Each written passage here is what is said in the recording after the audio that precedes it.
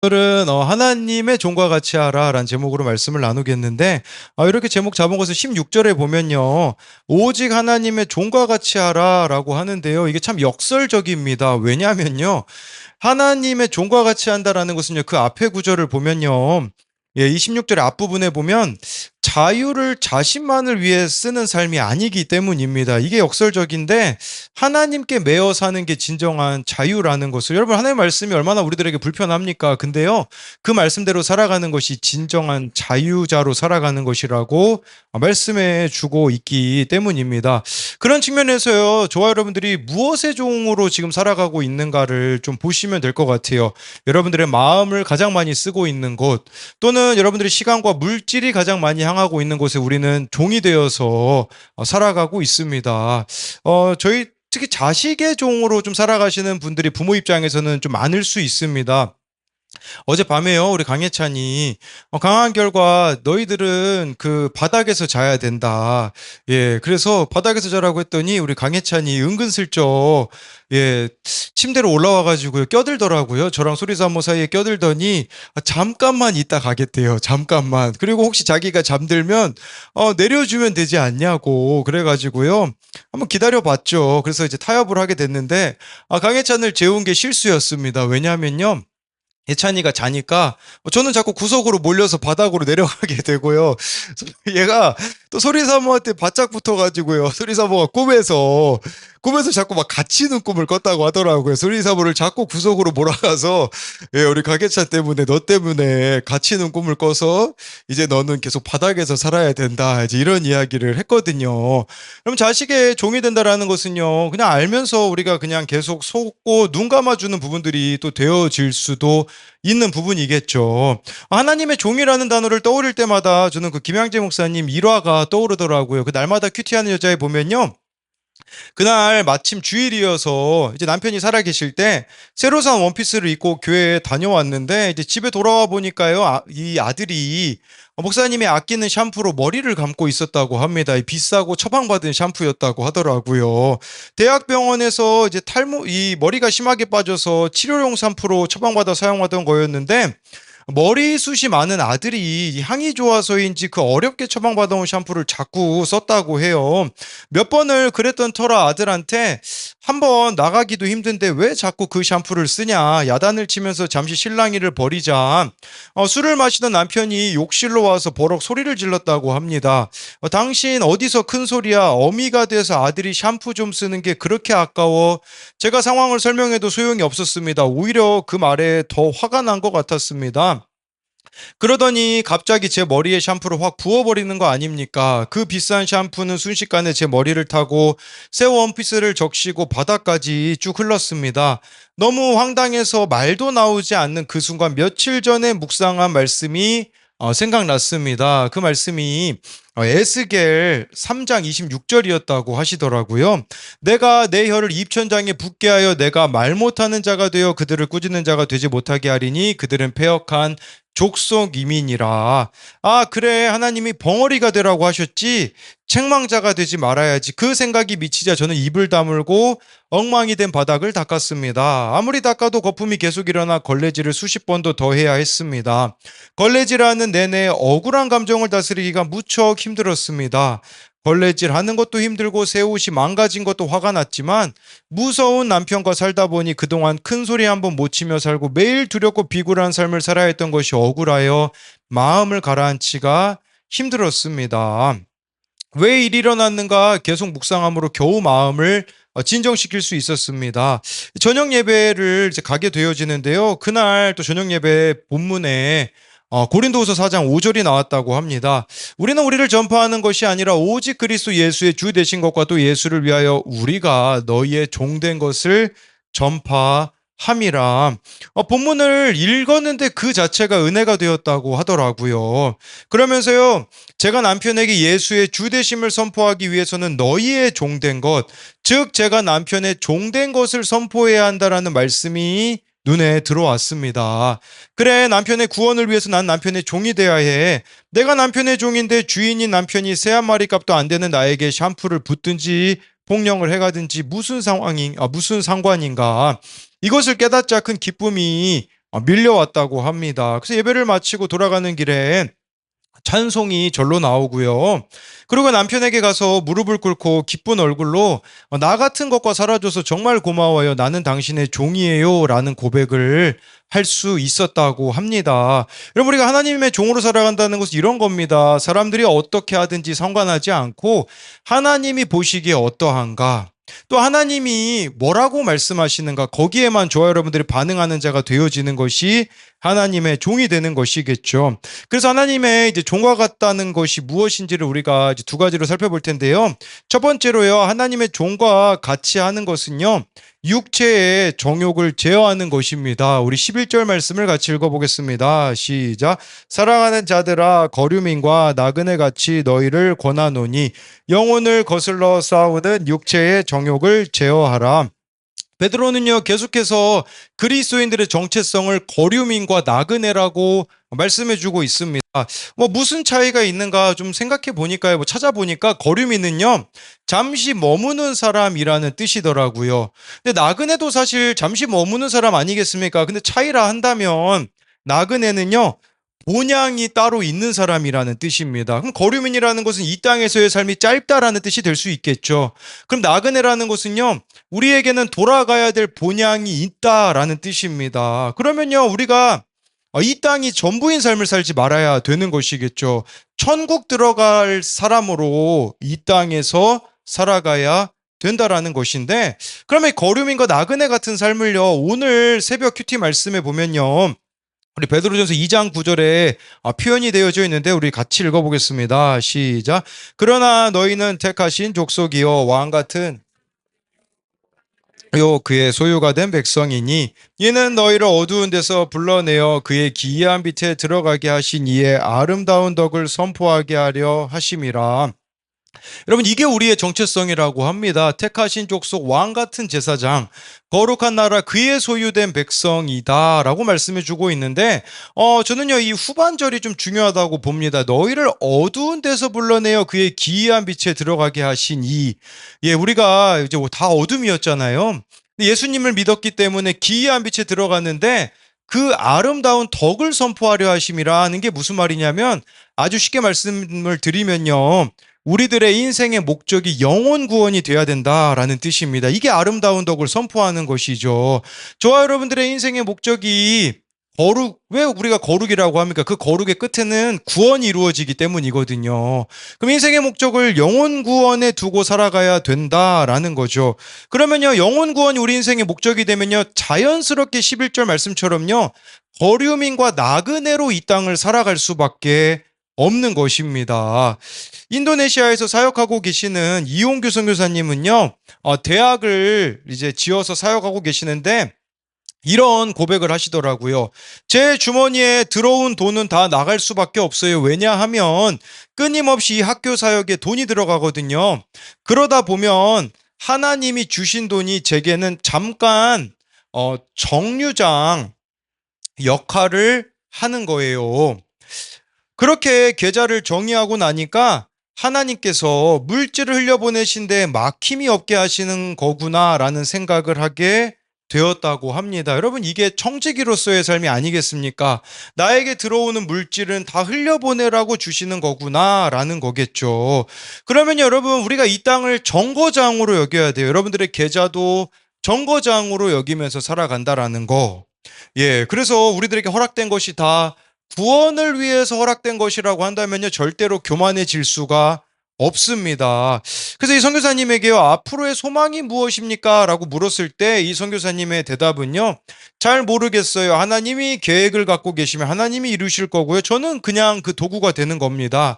저는 비전을 가졌으면 제가 실망했을 것 같아서 하나님, 저 모르고 갑니다. 근데 가다 보면 하나님이 주시는 감동이 있어서 그 감동 가운데 가는 거죠. 실은 제가 여기서 힘들고 어려워도 군소리 없이 살아갈 수 있는 원동력은 그분의 기쁨이 되는 거, 그분이 기뻐하시는 걸 보는 거, 뭐가 이루어지는 것보다 제 마음의 자세와 하나님을 향한 마음인 것 같아요. 그리고 그분을 향해 올려드리는 믿음의 고백, 그거면 되는 것 같아요 라고 하더라고요.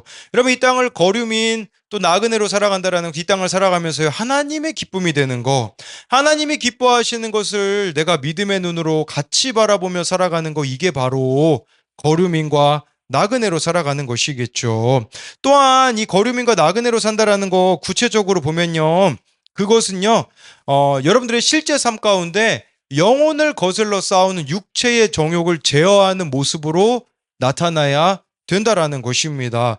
여러분 육체의 정욕을 제어하는 게 뭘까요? 베드로전서 4장 3절에는 구체적으로 이렇게 나와 있습니다. 우리 같이 읽어보겠습니다. 시작. 너희가 음란과 정욕과 술 취함과 방탕과 향락과 무법한 우상 숭배를 하여 이방인의 뜻을 따라 행한 것은 지나간 때로 조카도다. 여러분 이것이 뭘 말하는 거냐면 세상 사람들처럼 살아갔던 삶, 그게 바로 여기 나와 있는 육체의 정욕이죠. 그래서 뭐 구체적으로 음란, 정욕, 술 취함, 방탕, 향락, 무법한 우상 숭배라고 나와 있습니다. 여러분 이것들이 육체의 정욕들인데 왜 제어해야겠습니까? 그것은요 영혼을 병들게 만들기 때문입니다. 우리의 영혼이 하나님께 대하여 무감각하게 되어지기 때문이죠. 그렇게 이 세상에서의 욕심을 제어해야 합니다. 욕망이 주인이 되지 못하게 해야 된다라는 것입니다.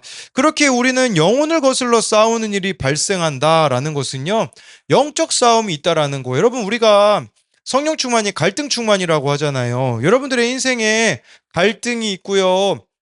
네, 여러분들 거룩한 부담감이 여러분들에게 날마다 있다면 그게 내가 영적으로 깨어있다라는 증거거든요. 근데 이 육체의 정욕을 취하는 게 당연한 사람은요 영적 싸움이 없습니다. 여러분 사자는요 죽은 시체를 건들지 않는다라는 말이 있거든요. 사탄도 있잖아요. 영혼이 죽어있는 자들을요 건들지 않습니다. 뭐 안 건드려도 전혀 위험이 느껴지지 않거든요. 근데 내가 영적으로 깨어있잖아요. 갈등이 있을 겁니다. 이 육체의 정욕과 싸우기 위한 그 영적 전쟁이 날마다 우리들의 삶에 펼쳐지게 된다라는 것이죠. 유기성 목사님이 쓴 주 안에서 사람은 바뀐다라는 책에 보면요 이런 내용이 나옵니다. 한 번은 제가 섬기던 교회에 큰 싸움이 벌어졌는데 감사하게도 그것이 마귀의 역사임이 깨달아졌습니다. 저는 그 순간 기도했습니다. 결코 마귀가 원하는 대로 하지 않겠습니다. 그러자 제 안에 일어났던 분노와 낙심이 해결되었습니다. 마귀가 그것을 원한다는 걸 깨달았기 때문입니다. 영적으로 분별이 되자 문제가 달리 보였고 저는 제 의견에 반대하는 교인들이 원하는 대로 하기로 했습니다. 서로 의견이 맞지 않아 다투느니 저의 의지도 목회 방향도 다 포기하고 저를 반대하는 분들의 의견을 따르기로 한 것입니다. 그때 제 편을 들었던 분 안에는 마귀가 무섭게 역사하는 걸 보았습니다. 싸움에서 물러서지 마세요. 절대 포기하지 마세요. 그 사람들을 교회에서 내보내야 합니다. 저는 그분들에게 저를 믿으신다면 끝까지 기도해 주시기만 당부했고 3개월 뒤 하나님은 완전한 승리를 주셨습니다. 하나됨을 지키며 제가 기도하는 방향으로 교회가 나아갈 수 있게 되었습니다 라고 하더라고요.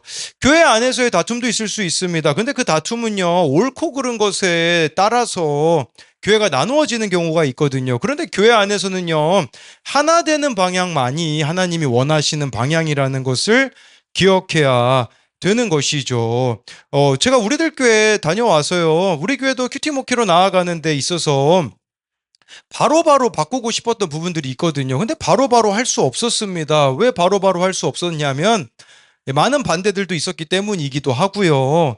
우리들 교회는 우리들 교회고 우리 교회는 우리 교회거든요. 우리 교회에 이게 체질이 바뀌려면 시간이라는 것도 필요하고 또 그 가운데 하나님께서 인도해 주시는 게 있어서 저에게는 인내라는 게 필요한 것이죠.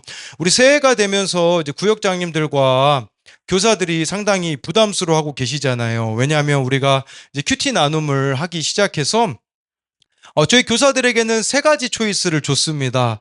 하나는 요번 1월 달에 일주일에 2번씩 큐티 나눔 안 할 거면 그 이 요나랑 나홈과 베드로전서를 필사해라. 이제 이렇게 명령을 내렸어요.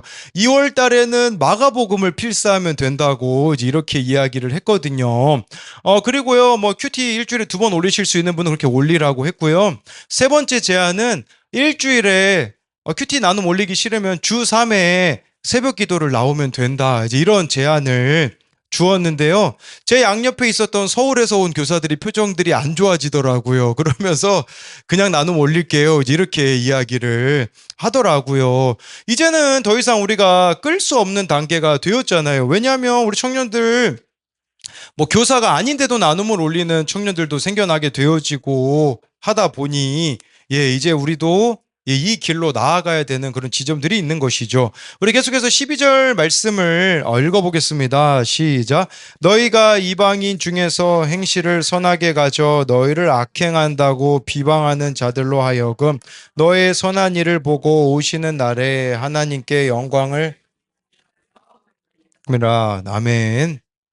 네, 우리 강해찬 강한규 이대로 가면 수류탄을 얻을 수 없습니다. 지금 막 저한테 이번 주에 수류탄 사달라고 장난감 수류탄 사달라고 지금 난리가 났는데 좋은 성만큼만 하십시오. 예배 지금 자세 아주 좋습니다.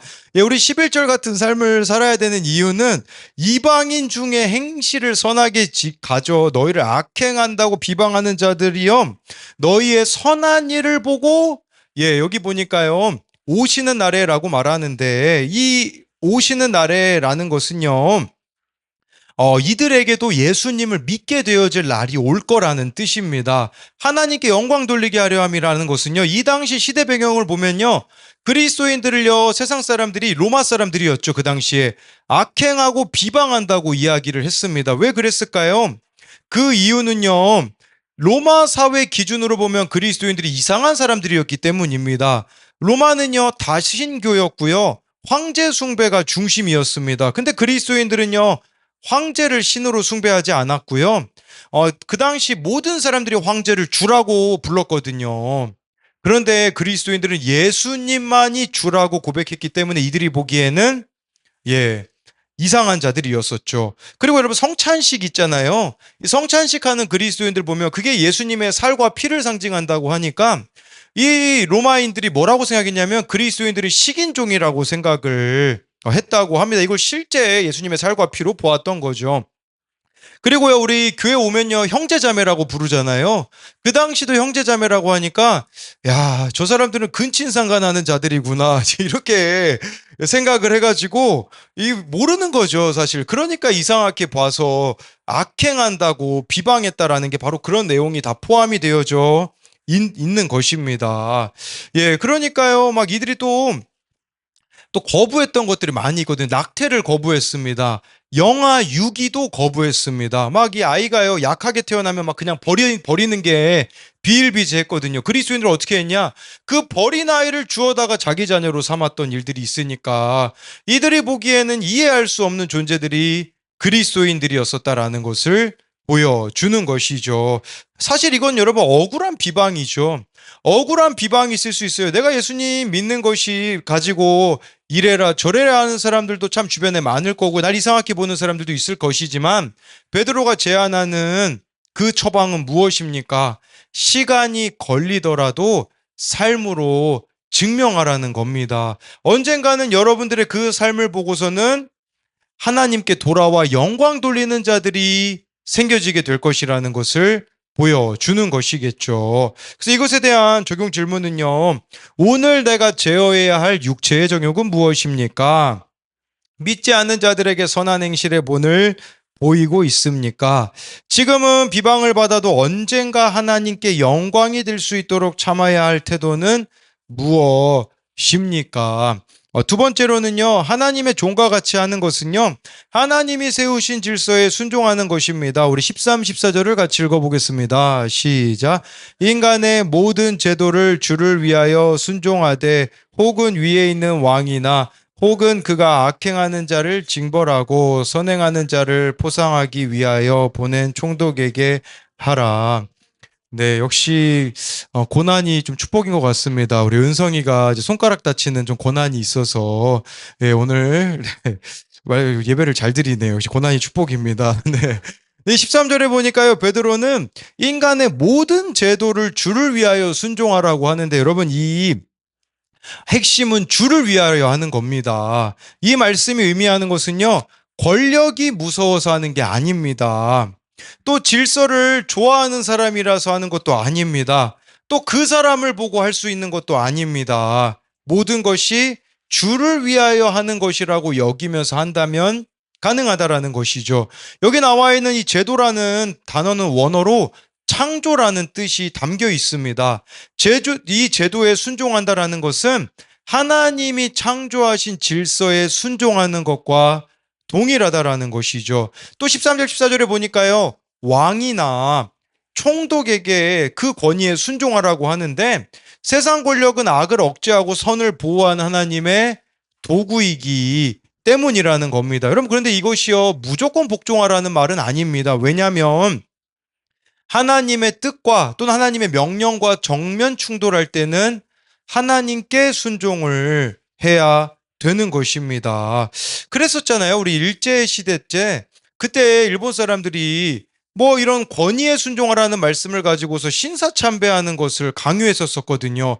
그런 건 순종하면 안 되는 것이죠. 주기철 목사님이 거절하였던 것처럼. 그래서 13, 14절이 의미하는 것은 바로 말씀에서 벗어나지 않는 그 범위 내에서 해야 된다라는 것입니다. 우리 15절 말씀을 계속해서 읽어보겠습니다. 시작. 곧 선행으로 어리석은 사람들의 여기시는 것이라. 네, 이 말씀은 13, 14절에 말한 인간 모든 제도에 순종하라는 권면의 이유를 설명합니다. 당시 그리스도인들은요, 로마 사회에서 반사회적, 반국가적 집단으로 오해를 받고 있었습니다. 베드로는요, 말로 변명하지 말고 동일합니다. 선행이라는 단어가 오늘 많이 나오잖아요. 삶으로 증명하라고 합니다. 그러니까 하나님의 뜻은 논쟁을 벌이는 게 아니라 선한 삶으로 오해를 잠재우라는 것입니다. 여러분, 여기서 무식한 말을 막으신다, 이 막다라는 단어가 원어로 보면요, 재갈을 물리다라는 단어에서 나왔습니다. 그러면요, 여러분, 이 선한 행위는 진리를 모르는 자들의 입을 막는 역할을 한다라는 것이죠. 우리가 할 수 있는 최고의 선행은 제가 영혼 구원이라고 말씀을 드렸잖아요. 우리가 왜 날마다 말씀 묵상을 합니까? 영혼 구원 때문입니다. 왜냐하면 큐티의 꽃은 적용이고 큐티의 끝은 영혼 구원이기 때문인 것이죠.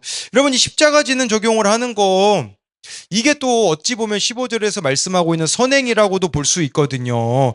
그날 적용하기로 한 것을요, 미루지 말고 적용하면 됩니다. 근데 여러분, 이 순종하는 게 우리들에게 얼마나 어려운지 모릅니다. 왜냐하면 우리는 너무 계산적이기 때문입니다. 순종은 계산을 하면요, 절대로 할 수 없습니다. 말씀을 적용하는 것도 여러 가지 상황을 따져보고 환경을 따져보고 사람을 봐가면서 한다고 하면요, 못할 이유가 차고 넘칠 겁니다.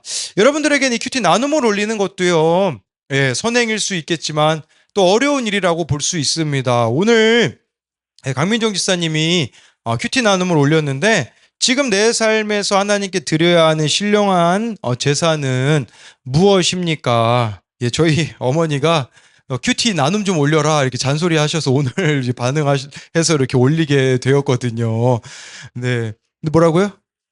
그 전에 올렸나요? 네, 좀 뭐 잘 모르니까요. 근데 그 전부터 계속 올리라는 얘기는 제가 들었기 때문에 뭐 그 잔소리 저한테도 많이 들었잖아요. 여러분 참 고집이 질기십니다.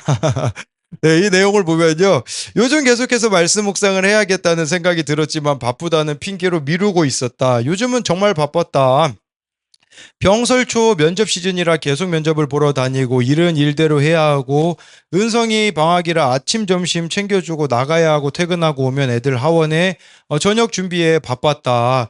엊그제는 면접을 보기 전에 하나님 여기 붙게 해주시면 저 큐티 나눔도 올릴게요 라고 기도하고 싶은 생각이 들었지만 기도도 하지 않았나 봐요. 네, 막상 면접을 보고 나와서는 한 반밖에 안 되고 연령도 섞여 있어서 그냥 떨어지는 게 나을 것 같다는 생각이 들었고, 큐티 생각도 잊었다. 이 큐티 나눔은 최후의 보루로 생각하는 것 같습니다. 그런데 어젯밤 은성이가 귤을 먹으면서 과일을 가지고 장난치다가 손을 많이 베었다. 남편이 응급실 데리고 가서 꿰매고 왔는데 아이가 병원에 가 있는 동안 든 생각이 말씀 묵상을 하라고 치시는 사건이 아닌가 생각이 들었다. 어제 구역 예배에서 내가 가장 우상시하고 있는 것이 자녀라고 고백했는데 자녀의 사건을 통해서 나에게 말씀하시는 것 같았다. 내가 말씀을 묵상하지 않으니 다시 이전의 삶으로 돌아가 하나님보다 자녀를 더 우선시하고 있기에 이런 사건이 온 게 아닌가 생각이 들었다. 은성이가 자기 전에 울먹거리면서 엄마 그래도 이 정도로만 다쳐서 하나님께 감사해라는 고백을 들으며 작은 부분까지 지켜주시고 책임져 주시는 분은 하나님밖에 없음을 다시금 깨닫게 된다. 매일 삶 속에서 성령의 도우심을 구하고 하나님이 마음 주실 때에 즉시 순종하는 내가 되어야겠다. 여러분, 이 하나님의 간섭하심이 감사함으로 여겨져야 됩니다. 여러분, 하나님 입장에 한번 여러분 생각해 보세요.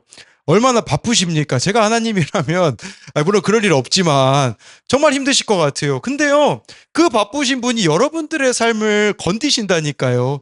이게 사랑의 증거 아니에요. 우리 이걸 아셔야 될 것 같아요. 우리는 막 하나님의 간섭하면요 되게 불편하잖아요. 근데요, 한번 큰 틀에서 보세요. 그 바쁘신 분이 굳이 내 삶까지도 간섭하고 계시는 그게 바로 사랑이 아니면 무엇이겠습니까? 남들은요, 그냥 자녀 우상에 빠져도요, 아무 일이 없어요. 근데 나는 조금만 치우치면요, 하나님이 치심이 있다라는 게, 물론 여러분 표정을 보니까 별로 감사한 것 같지는 않겠지만 이게 얼마나 하나님의 간섭하심이겠습니까? 사랑이겠습니까? 네. 여러분, 그렇기 때문에 우리에게는 정말 날마다 이 거룩한 부담감이 우리 안에 있다면 그게 바로 하나님이 우리를 사랑하시는 증거라는 거죠. 저도요, 청소년들을 설득하는 게 진짜 어려워요. 왜냐면 특히 이 방학 때만 되면 저의 가장 큰 스트레스, 수련회 같이 가자 이건데요. 아니, 얘네들이 참 웃긴 게 뭐냐면 수련회 날짜마다, 아니, 제가 한 달 전에 얘기했는데 약속이 있대요. 그래서 어느 날은 한번 2달 전에도 얘기해 봤거든요.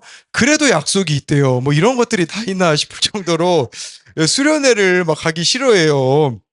수련회 이제 우리 청소년 중에 채연이가 이제 수련회를 가고 싶지만 가지 못해서 청소년부 예배 때 막 눈물이 이렇게 닭똥처럼 떨어지더라고요. 옆에 있던 우리 애들이요, 이해를 못 하는 거예요. 그 가기 싫으려는데 왜 채연이 누나는 저렇게 눈물을 흘리는지 자기는 이해할 수 없다고 곽희재가 말했습니다. 네, 곽희재가. 예, 그래서 저게 무슨 울 일인가 신기해하고 그랬거든요. 그래서 제가 이번 주에 이제 4명의 청소년들을 둘씩 만나서 설득을 했는데 우리 종호가 수련회 갈지 말지 50대 50이라고 이제 이야기를 해주더라고요. 그래서요, 제가 제안을 했어요, 종호에게. 볼링 치러 가서 목사님보다 점수 많이 나오면 안 가도 된다. 예, 그랬더니 우리 종호가 좋다고, 옆에 있던 곽희재가 저 원래 수련회 가려고 했는데 목사님 이기면 저도 안 가겠어요. 저한테 그렇게 얘기를 하더라고요. 제가 볼링을 치면서 처음으로 기도를 했습니다. 제가 원래 이런 거 가지고 기도 안 하거든요. 하나님도 곤란하시잖아요. 곽희재도 기도하고 저도 기도하면 하나님이 좀 곤란하시잖아요. 이런 거 가지고 기도 안 하는데, 하나님 이거 수련회의 운명이 달렸습니다. 네, 좀 볼링 좀 잘 치게 해주십시오. 그랬거든요. 결과는요, 가기로 했습니다. 예, 우리 최종호 35점, 저 129점, 우리 곽희재 67점입니다. 동일한 방법으로 어제는 우리 갈주영하고, 네, 우리 김태현을, 이렇게 조건을 내세웠는데, 김태현이 우리 최종호랑 점수가 똑같이 나왔습니다. 그래서, 수련회를, 가기로 했습니다. 근데 어제 적용으로 제가 어느 여학생, 참고로 곽주인 아닙니다. 오해하실까봐. 그 여학생에게 좀 갈 수 있냐고 이제 물어보니까 저에게 한 가지 조건을 얘기하더라고요. 쉬는 시간에 그 담배 필 수 있으면 저 가겠다고. 네, 그래서 그 담배 그거 좀 생각해 보겠다고 해가지고 지금 그 조건으로 지금 한 명을 좀 데리고 가려고 합니다. 여러분들이 우리 청소년들도 그렇고요, 청년들도 청년들 안 가려는 애가 있어요. 네, 이렇게 해서 김태연이라고, 네, 우리 태연이도 또 수련회를 갈 수 있도록, 그래야 좀 우리 태연이가 좀 사람이 되지 않겠습니까? 그래서 우리 1월 말에는 우리들 교회 큐티 페스티벌, 청소년 큐티 페스티벌이 있고요.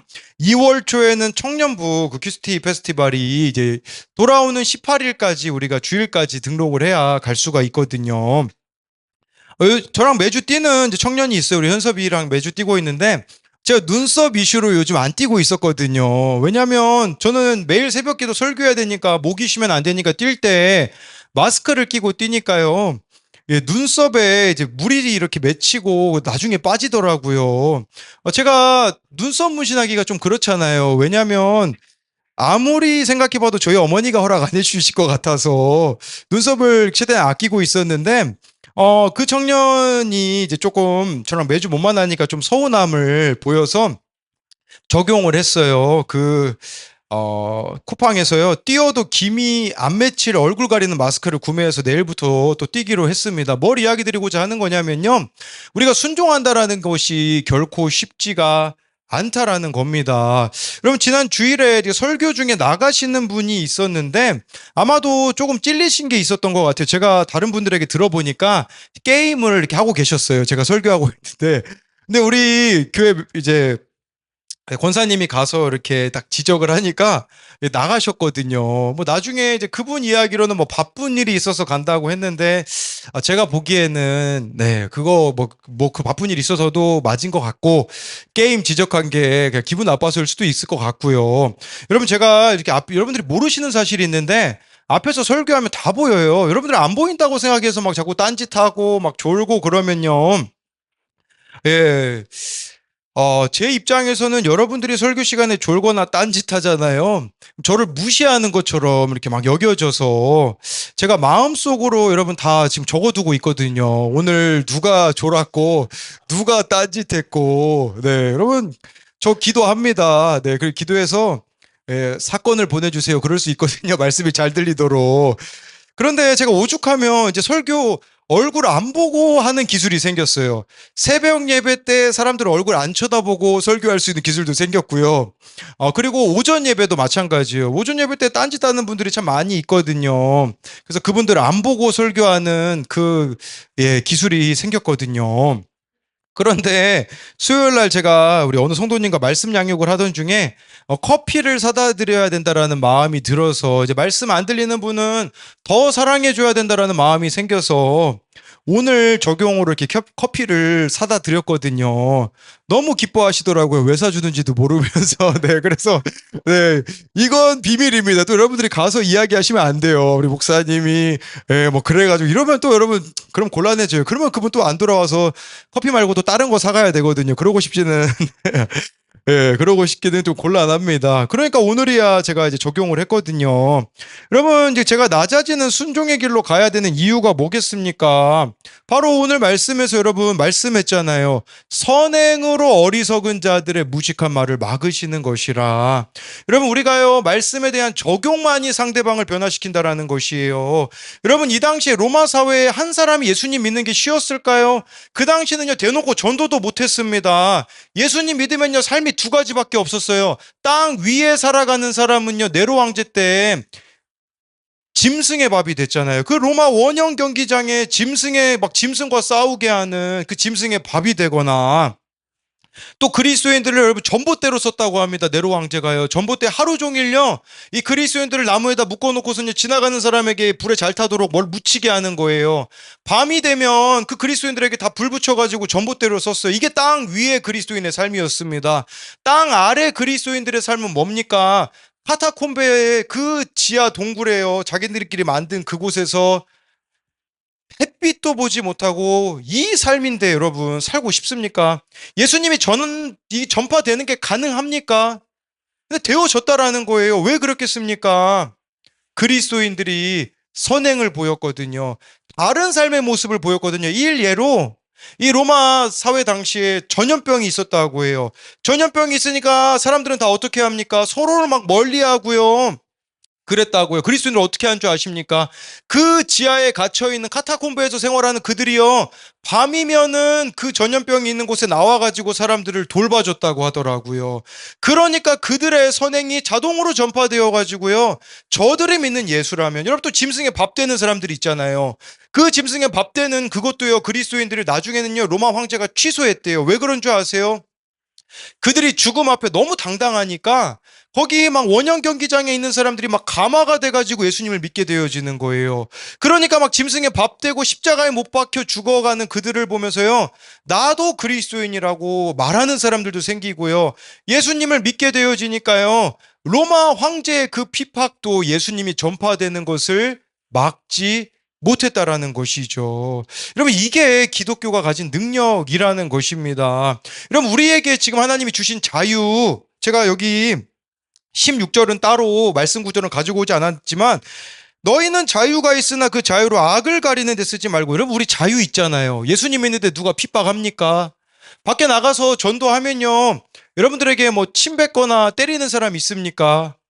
그렇지 않죠. 우리 한진교가 이번 수요일에 전도 가는데, 예, 완전 진돗개예요. 막 그냥 아무 데나 가가지고, 예, 이거 받으세요 하면서 하는데, 그렇다고 해서 막 진교한테 막 침뱉거나, 예, 주먹질하는 사람 없잖아요. 근데 우리는 자유가 있는데 그 자유를 어디다 쓰고 있습니까?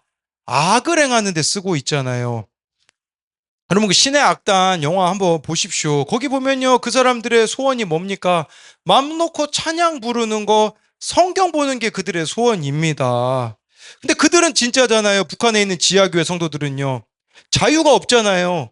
근데 자유인으로 살아가잖아요. 근데 우리는 어떻습니까? 자유가 있지만 하나님 보시기에 자유인으로 살아가지 않는 이 모습들을 우리가 회개해야 된다라는 거죠. 지금 대한민국이 여러모로 어렵지 않습니까? 뭐 여러 가지 이유를 댈 수 있겠죠. 근데 왜 어렵겠습니까? 우리가 자유를 악으로 바꾸었기 때문이거든요. 하나님이 주신 이 자유를 죄와 악으로 바꾸고 있으니 이 고난을 통하여 하나님께서 우리들에게 돌아오라는 사인이 아니겠습니까? 남북이 통일되지 못하는 이유는 북한이 아닙니다. 우리 때문입니다. 우리가 정결하지 못하기 때문에, 우리가 하나님이 주시는 이 자유를 올바른 데 쓰고 있지 못하기 때문이라는 것을 저와 여러분들이 기억함으로써 돌이키는 은혜가 있었으면 좋겠습니다. 이것에 대한 적용 질문은요, 내가 순종해야 할 사람은 누구입니까? 또한 내가 순응하기 어려운 제도와 질서는 무엇입니까? 나는 억울할 때 하나님께 맡기기보다 증명하려고 애쓰지 않습니까? 네, 오늘 말씀을 요약하면요, 하나님의 종과 같이 하는 것은요, 첫째로 육체의 정욕을 제어하는 것입니다. 또 하나님의 종과 같이 하는 것은 두 번째로는요, 하나님이 세우신 질서에 순종하는 자로 살아가는 저와 여러분들이 되었으면 좋겠습니다.